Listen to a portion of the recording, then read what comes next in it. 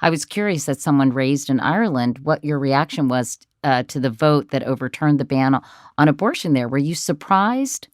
I was surprised at the landslide nature of it. I think that was the thing that blew everyone's mind. I mean, we all thought it was going to be such a close call, and it's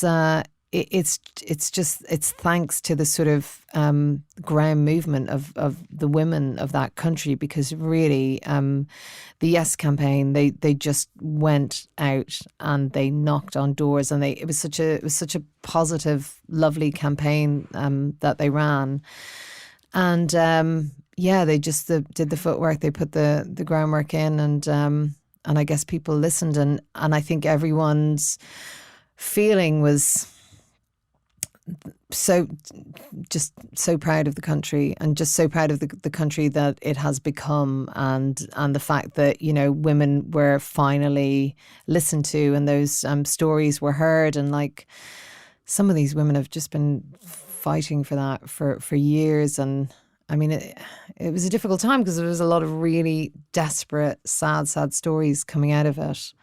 So it was emotional, you know, it was a very emotional campaign. But, you know, I mean, the absolute right decision was made. And I think it's just going to impact on the country in such a positive, beautiful way. Speaking of movements, I'm curious if Me Too has kind of reverberated here in the UK.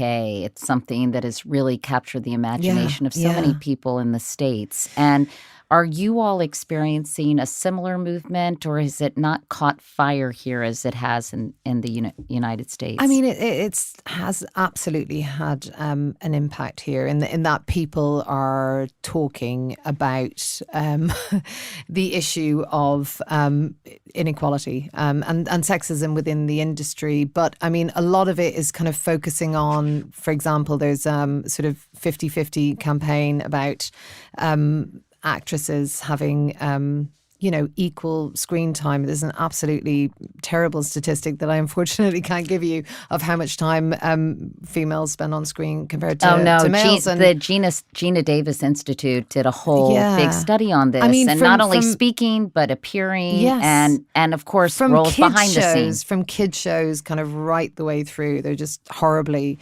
underrepresented. So that's quite a big movement here. And obviously, you know, pay equality, because, recently people had to be very transparent about what the government demanded earning. It, right? Yeah. I mean, I thought it was so interesting to learn that the government insisted that across industries, whether it's supermarket chains or the BBC, you had to make public your salaries. Yeah. I mean, what you were paying people, and it was shocking. Yes, and there's a lot of very angry women out there, and it's great. And I mean, the fact that it is so visible here, it feels like it's having a huge impact on, you know, the industry, TV industry and film, but also, you know, commercials, exactly the same. There's lots of sort of lots and lots of positive movement forward to sort of just change the situation. It's exciting in your view. It's really exciting. It's not just talk. It really feels like there's something changing. And, you know, as a woman working in this industry, and as someone who runs a company with another woman, you really are able to get in and sort of grassroots kind of change it. But you have to be prepared to put the work in. You know, you really have to be prepared to put your money where your mouth is, and not let up either. You know? Exactly. You can. It's not like, oh, we've done our bit. You know. It really is a constant kind of battle. And so, I hope it continues. I hope we continue being a pain in people's arses for a long time, because that's the only way it's going to, you know, effectively make a big difference. I want to ask you about Brexit, because it was the subject of a very funny joke in one of your episodes in Catastrophe. There's a bit more of it in the new season, actually. Oh, really? Yeah, I'm excited for that. We've gotten a little bit more political this season. I mean, you know, here and there, because that's not what the show's about, but it impacts everyone's lives. It's great to find the humor in Brexit, isn't it? Well, I don't want to give anything away, but it is a very, very funny joke. But I feel like Brexit and Trump are part of the same phenomenon of rising populism and being against the establishment, against the experts. Yeah. Would you agree with that? Yeah. I mean, it's fear, isn't it? It's like fear of change. Fear of the other, though, as well, like who's coming to take our jobs. Played a big role in both cases. Massive role. I mean, it was a huge fear-mongering campaign that, if you didn't vote for this, then basically we're going to be inundated with immigrants and they were going to come and take your job and sort of burn your villages to the ground. And I mean, I think if the same vote was held now, I think it would have a completely different impact anyway, because it's such a mess. It's such a mess. So, Sharon, you talked about the difference a little bit between British and American humor. And there's this great quote in a New Yorker profile of you. UK sitcoms tend to be darker than American ones, encouraged by a powerful public broadcasting system whose aim is to serve the varying taste of taxpayers, not the upbeat preferences of advertisers, and by a national psyche fixated on the immutability of the class system, not on a dream of self-improvement. Americans believe that things will get better. Brits laugh at how things stay the same. Do you think that's right? Yeah, I mean, I guess essentially. I mean, I think the game sort of changes and is changing all the time because I think there's a huge difference between what you see on a network a TV channel, on an NBC or ABC, and what goes out on Amazon or HBO.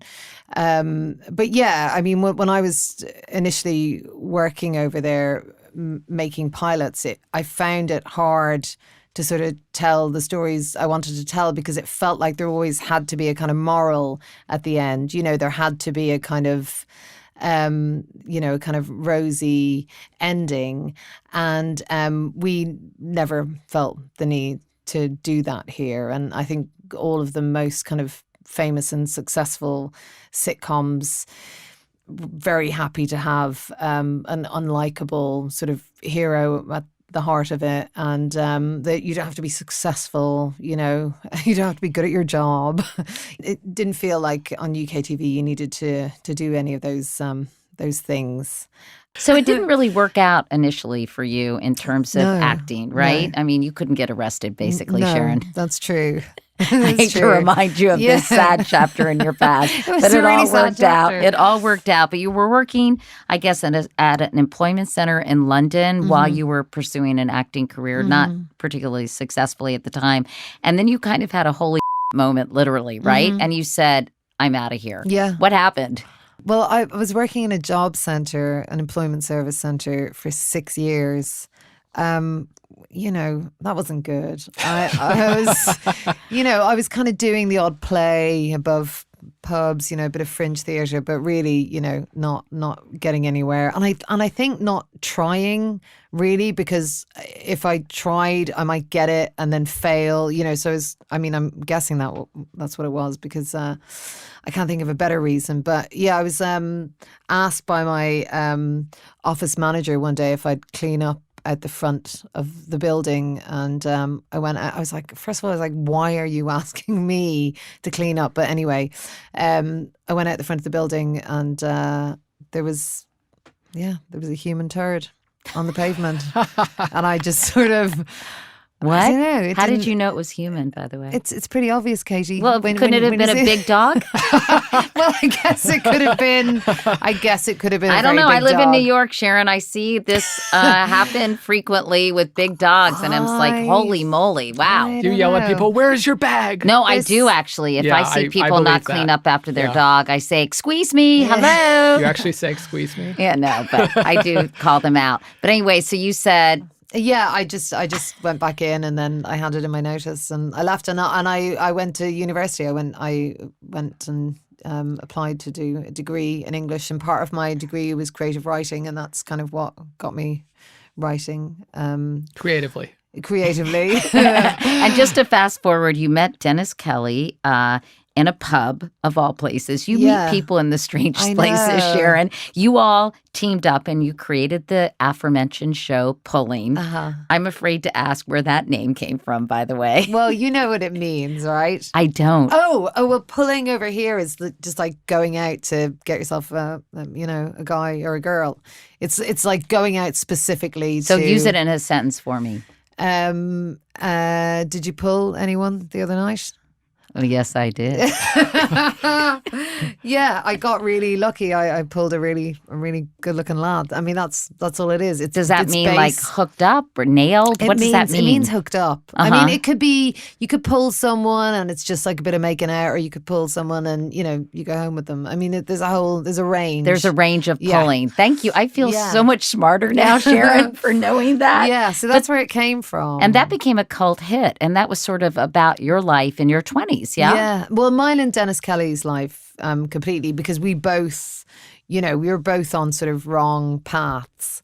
And yet we both, found ourselves living, in the capital city, living in London with no money, with not many prospects, in bad relationships, doing jobs we didn't like. But living in London and sort of seeing that there was something much better over there, that someone else was having. And so, yeah, it's kind of about that time. It's about that sort of difficult time where you realize you're definitely not a kid anymore, but you definitely don't have the skills to be a proper grown up.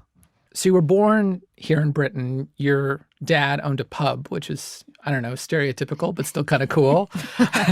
But you actually moved to a turkey farm in Ireland when you were really little. Mm-hmm. So do you consider yourself British or Irish or some combination of the two? Well, no, I consider myself Irish, but I also kind of consider myself a Londoner, I suppose, because yeah, that feels kind of different. It's just one of those.